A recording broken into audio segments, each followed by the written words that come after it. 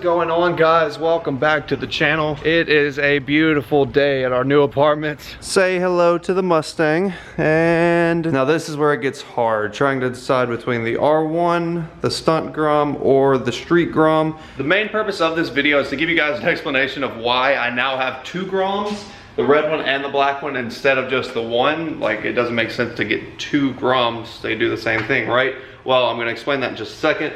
But also, I've got a new front sprocket here for that stunt Grom. As you see, this is a 14-tooth front sprocket, and I'm gonna explain a little bit more about what that does, but I also need to replace the chain along with it, so I've got a chain here, and we're gonna get started doing that in a little bit, but for right now, I am so hungry. It is like, yeah, it is 3:45, and I have not even eaten a single thing today, so let me go ahead and put the helmet on, and we're gonna take the stunt Grom to go grab some food. Okay, I think it's this one. Let me squeeze in here. I've been in the process of moving and everything, like you guys saw in the last video, so I haven't gotten to do much with the Groms in a while. Oh, I'm an idiot. I totally forgot my backpack. Screw it. I don't know how I'm gonna carry food though. What the hell? How do I get out? Does this thing seriously not pick up the bike? Come on now. Oh my god, our new gate doesn't pick up the Grom. No way, dude. Hopefully I can get out on this side, maybe. We have two exit gates, but the one on the other side is really close to my apartment. That's why I usually take that one, but let's see if we can get out on this one. Please, please open. Oh, and the Hellcat that lives next to me just left, so I could have gone out the other side. Damn it. Yeah, I get it. I know. I hope I don't get in trouble, but I'm gonna have to ride up on the sidewalk and try to leave out of this little gate over here. Am I gonna have to do this every time? Oh, yes. Okay. Okay. This is terrible. This is so stupid. These gates have little things on them for whenever they sense a car by it that it opens up the gates, but I guess the Grom is too small because it's obviously not the size of a car, so it just refuses to open up the gate. Now I'm gonna have to figure out where I want to go eat, but while I'm deciding and riding around, I want to talk to you guys a little bit about why I bought a second Grom. You probably can't tell from me riding it, but whenever I get off of it, I'll show you guys, and this one is pretty much built already just for doing stunts. It's got the Pro Taper stunt handlebars. Also down here by my feet there are these little sliders that keep the bike off of the ground if you were to drop it. It basically keeps the frame from getting scratched up. Also on the back of this bike, it's got a 12 bar. Basically this protects from if you were to do a wheelie and you flip it over the back, or loop it as it's called. It's going to protect the back of the bike and the tail fairing and the tail light and all of that good stuff from actually getting damaged and broken. Okay guys, well, I just made it to Chick-fil-A because I'm absolutely fat and I eat this almost every day because I love Chick-fil-A. And then we're going to leave here and go do some wheelies once I have a full belly. Apparently you've got a fan back there. Oh yeah. Who's that? Brittany. She likes cars. Oh, okay. Hey, is there any way that I can get some Chick-fil-A sauce? Yeah. Thank you very much. Appreciate it. It says, I'm a fan. There's a girl here named Brittany that apparently watches my stuff. Oh, she put me some bacon on there.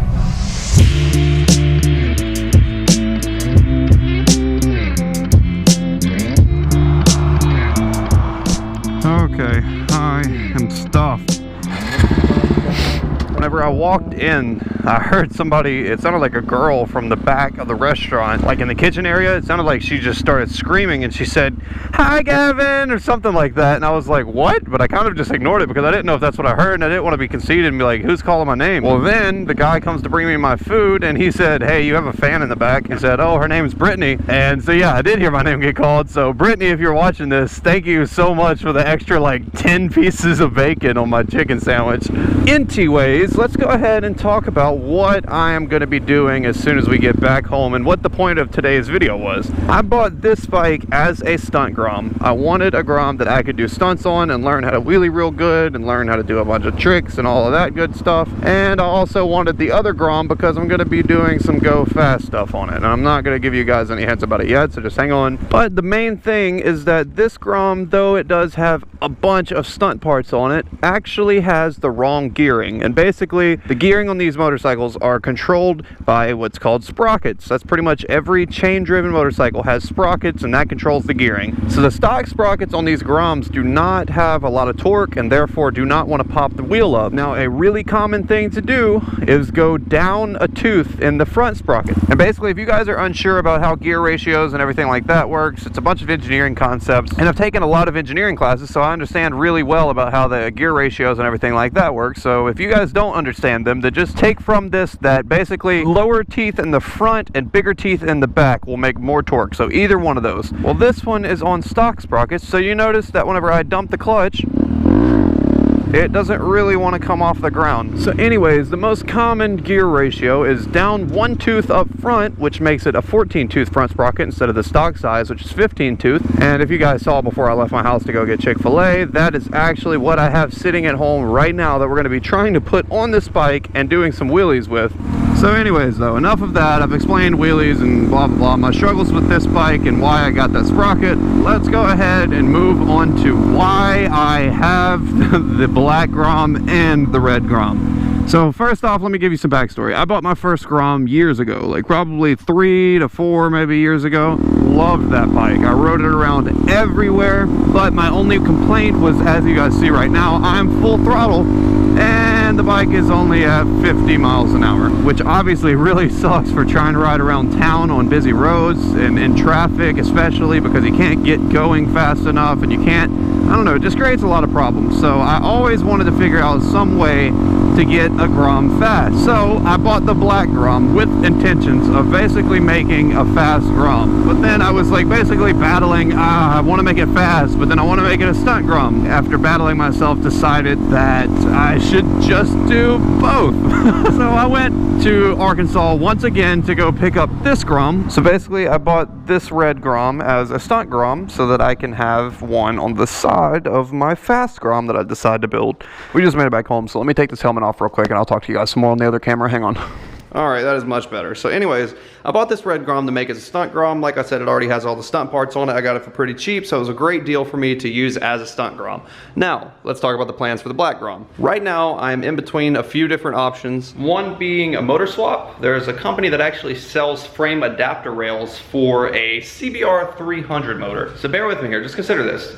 These Groms come with a 125cc engine. Now you guys have seen how much fun that you can have on these Groms whenever they have 8 horsepower. Now imagine swapping over to a 300cc motor and having just under 40 horsepower on this tiny little bike. That would be absolutely crazy, and that's really what I was thinking about doing, mainly because that's just awesome. Nobody really has done it, and all you need is an ECU, the motor, the frame adapter rails, and a speedometer, and you're good to go. And literally everything else just plugs and play because both of them are Honda motors and they both take pretty much almost the same parts. But one other thing is that there is a company, I'm not gonna name them yet because I'm not sure if we're gonna work out a deal or not, but I'm actually negotiating with them right now on getting a turbo for the Grom. A single turbo. It's a very small turbo, but it's a turbo, and it actually brings the horsepower up on the stock motor with no modifications from 7 or 8 horsepower to 16 and a little bit over that, I think. So yeah, I am kind of stuck between the motor swap and the turbo Grom. I think the turbo Grom would definitely be a lot more popular on here, especially on this channel, just for the sole fact because a boosted Grom is so sick sounding. That sounds absolutely incredible. A boosted motor scooter. But at the same time though, the motor swap is cool.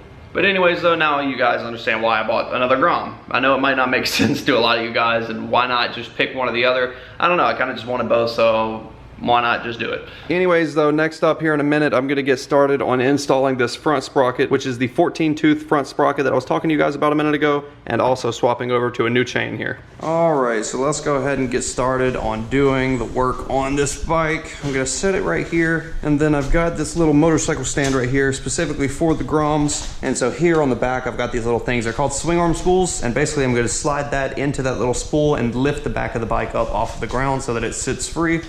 Okay, just like that, and lift it up, and there you have it. Now you see the Grom is up in the air and ready to start being worked on. Let me go ahead and grab a few things that I know I'm gonna need for sure. My little Allen bits here. I need to grab a 10 and 12 millimeter wrench. Okay, so now that we're down here by the side of the bike, let me show you guys how to get started if you're gonna be swapping out a chain or a sprocket on a bike. Anyways, to get started, bikes have what is called a chain adjuster, and here on the back is what they are. They basically pull the entire rear axle away from the front sprocket, and basically that is creating a lot more tension on this chain here, and that's how you tighten up the chain. But we're going to be doing the opposite today. We're going to be loosening up these chain adjusters and sliding the axle forward instead of backwards. Therefore, we're going to be loosening up the chain to give it some more play in order to take it off. Alright, so let's go ahead and get started by loosening up this rear axle nut. Once that's loose, you're good to go ahead and get started loosening up these chain adjusters right here. I can go ahead and push this forward, and you notice that the rear tire actually slid forward just now, so the chain is very, very loose now. So now I'm going to turn the chain until I find the master. There it is. That is what is called a master link. You notice on this link right here that there is actually a little circlip looking thing that is actually holding this link together, and by taking that off, it splits the chain apart and lets you pull it open. Okay, so now I'm going to get my pliers and pry this little circlip off. It's probably going to be a little bit hard to see. And there we go. And there is the little circle clip that is holding that master link in place. So now this is one side of that master link, and the other side should, there it goes. So anyways, now that that is off, I'm just gonna go ahead and pull that through. And here is my old chain. So now next up, I'm gonna go ahead and take this front sprocket cover off here. I'm gonna tell you guys how nice it is to actually work inside of a garage, in the shade, out of the sun. Okay, so this is the front sprocket cover. I'm gonna set that out of the way, and now here you can see that this is the front sprocket. So now I can go ahead and remove that. So I'm gonna put it down into first. So once I do that, I can go ahead and loosen these up.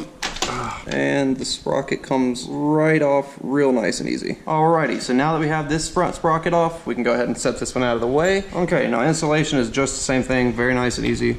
Just slide it on. So now I can go ahead and tighten this front sprocket up right here. So now let's go ahead and take this new chain, slide it out of the box. Oh yeah, this one is much newer and much nicer. This is where the fun part comes in. We're gonna have to feed this back through all of the chain guides where they go and get it ready to insert the new master link. So now that I've got the new chain up here, you see that it actually is a little bit too long, so we're gonna take our chain breaker tool and break off a few links to make it the right length. And now I can go ahead and tighten on it, and it will break the chain for me. And just like that, this metal dowel that holds the chain link together came out, and if you notice, I can pull it apart now. Now these are the excess links that I no longer need. So now the next thing that I'm gonna do is take my new master link here and actually slide it through this segment of the chain and slide it through the other broken segment, and now they will be connected. And now all I have left to do is my circle clip, and I am done. And there you have it. You saw me just now snap in that C-clip right here. The chain is holding together very nicely, so all I have to do now is tighten up the chain with these chain adjusters back here, and I will be good to go on the first ride with the new chain and sprockets. Alrighty, so the chain is tight and properly adjusted. The chain adjusters are locked down tight. All I've got to do now is tighten up this rear axle and put on the front sprocket cover, and I'm done.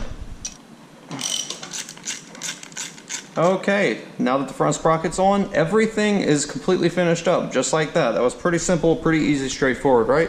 So now I'm just gonna let the bike down off of this rear stand and lower it down on the kickstand, just like that, and we're done.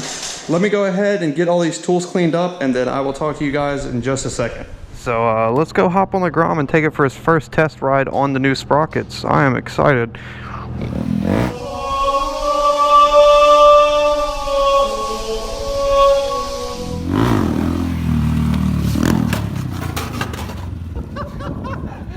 Yeah! Yeah!